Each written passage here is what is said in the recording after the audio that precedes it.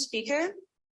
Please welcome Ниа Айтин, activist, Nogai National Movement for the Independence of the Nogai Nation and the Nogai Republic of Astrakhan. Please welcome. Yes, hello, can you hear me? Just a second. We can hear you, but we can't see you, so just a moment. Mm-hmm.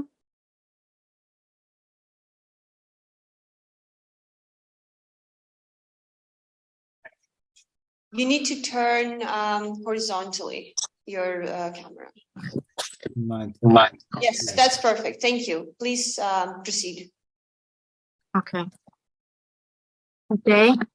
Thank you for having me here today so I can represent the Nogai Republic. First, I would like to speak about the Russian Federation, or maybe it would be better to say the Russian Empire, which continues its criminal actions. It is attacking independent neighboring states, as well as the indigenous peoples of the republics within the Federation. We are witnessing a totalitarian and authoritarian resurgence that remains unpunished. This creates a vicious cycle of violence and impunity. In order to break the cycle, crimes need to be recognized as such. The International Tribunal recognizing crimes against the Ukraine would be one of the first steps, but more should be done in that aspect. Currently, many Nogais are fighting and dying in the Ukraine at disproportionate numbers. One must not forget the past crimes against the Nogai people. Whether genocide was committed a few years ago or 300 years ago, it always remains a genocide. We remember the slaughter of the population of the Kazan Khanate, the use of the scorched earth tactics on our lands 300 years ago. The same strategies are still implemented by the Russian army. Wouldn't it strike you as strange that a Nogai state with more than 1 million people is simply reduced by half overnight? That the original inhabitants that have existed for hundreds of years simply vanish, and their language almost ceases to exist. Imagine the sheer amount of atrocities that had to happen to reach these goals. We need to understand what led to the destruction of peoples. We need to remember history and a condemnation of these crimes. The world must hear it and understand that it is not possible to trade with totalitarian states and then turn away while they are killing their subjects. Decolonization and working with independent states can save many peoples from extinction. Peoples that have a right to these lands, natives that resisted genocides, assimilation, have kept their culture and even ethnic identity alive. And these past years, they have worked even harder to rise from the ashes. Especially in the Turkic world, Nogais have regained their reputation with many prominent artists, musicians, historians, and various cultural projects and films, educational centers, even the self-teaching of their language.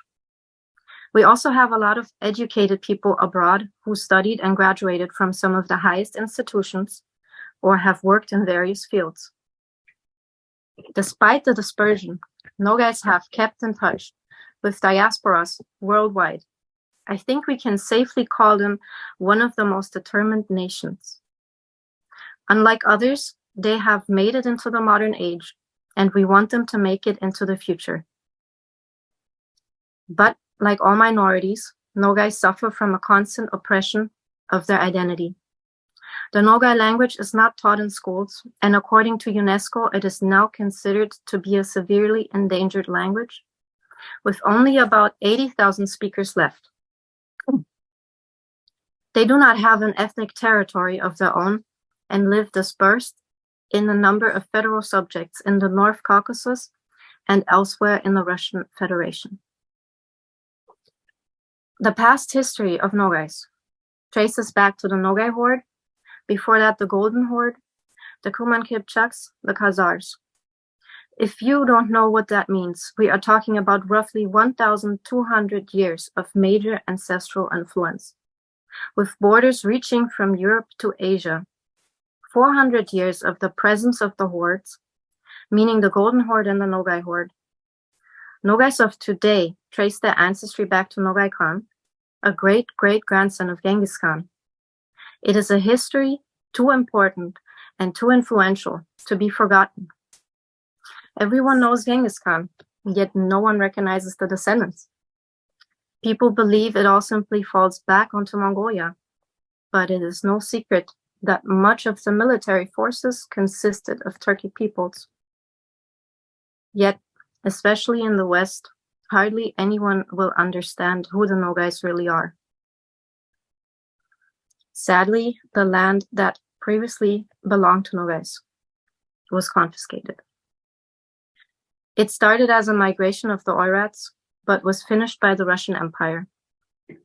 In the 1770s and 1780s, the Russian Empress Catherine the Great resettled approximately 120,000 Nogais from Bessarabia and areas northeast of the Sea of Azov to the Kuban and the Caucasus.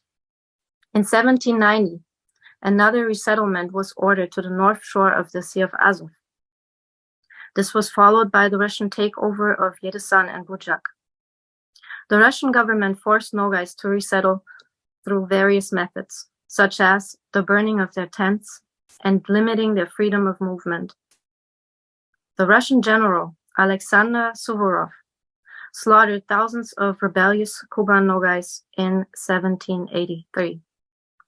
Several Nogai tribes took refuge among the Circassians. Other Nogai clans began to migrate to the Ottoman Empire in great numbers from the southern Ukraine or directly from the Caucasus. We don't know all the details about the mass expulsion and the genocide, but I'm sure we can apply one rule. Like so often, the winners write history, and it seems that Russia lost a good deal of native history for the benefit of territorial claims.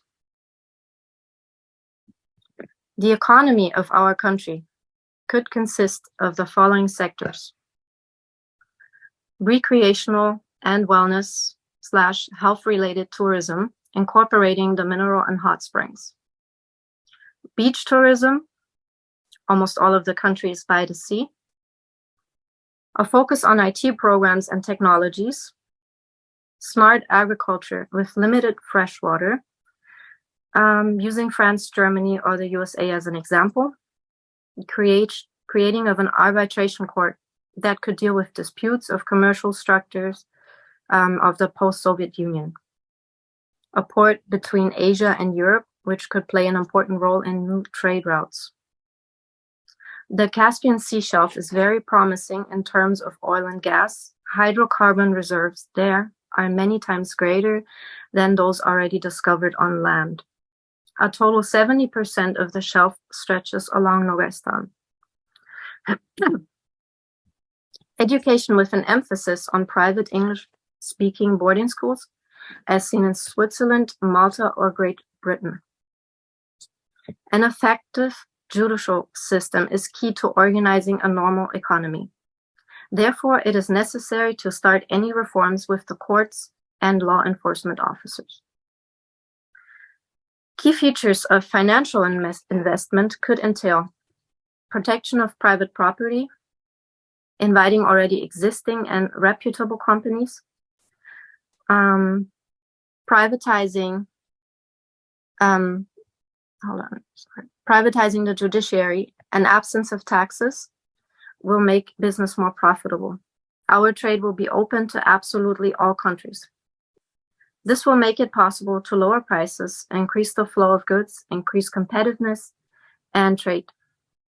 An absence of customs duties will enhance the transit of goods and services. We believe in a strong sense of justice in the world and are hopeful that once our story is understood, there will be changes. We want and we deserve our own free Nogai Republic. But we need for our neighbors to recognize us too, as we will do for them. Once everything is established, we would love to offer our fellow tribesmen to return to their homeland as well. Last but not least, I would like to thank the head of the Nogai National Political Center and founder of the movement Free Nogaistan, Riзвана Kubakaeva. Thank you very much.